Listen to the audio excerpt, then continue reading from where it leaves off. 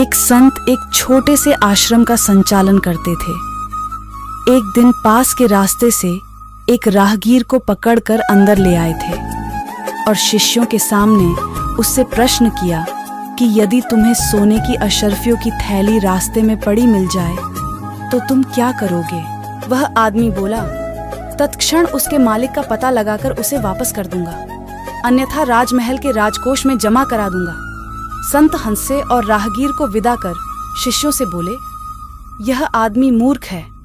शिष्य बड़े हैरान कि गुरुजी क्या कह रहे हैं। इस आदमी ने ठीक ही तो कहा है तथा सभी को ही यह सिखाया गया है कि ऐसे किसी पराई वस्तु को ग्रहण नहीं करना चाहिए।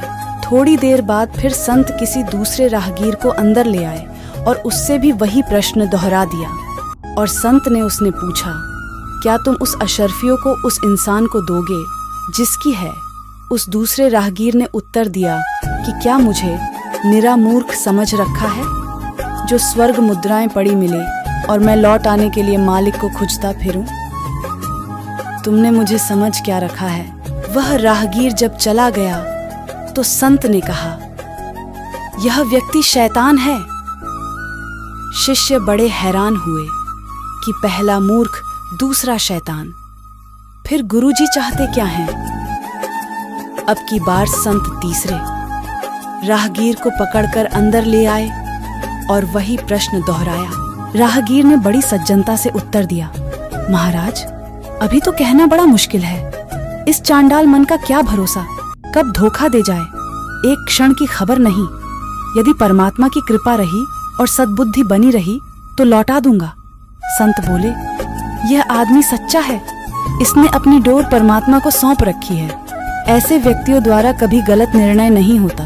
ज्येष्ठ पांडव, सूर्यपुत्र कर्ण, कर्म धर्म का झाता, क्या कारण था कि अपने छोटे भाई अर्जुन से हार गया, जबकि कर्म और धर्म दोनों में वह अर्जुन से श्रेष्ठ था? कारण ये था कि अर्जुन ने अपने घर से निकलने से पहले ही अपनी जीवन रथ की डोरी भगवान श्री कृष्ण के हाथ में दे दी थी। आपको हमें भी इसी प्रकार अपने मन तथा जीवन की डोर प्रभु के हाथ में दे देनी चाहिए। विश्वास कीजिए, जितने भी उतार चढ़ाव आएंगे, जीवन में लेश मात्र भी अंतर नहीं पड़ेगा। इसलिए सदैव कहता हूँ कि जो प्राप्त है पर्याप्त है।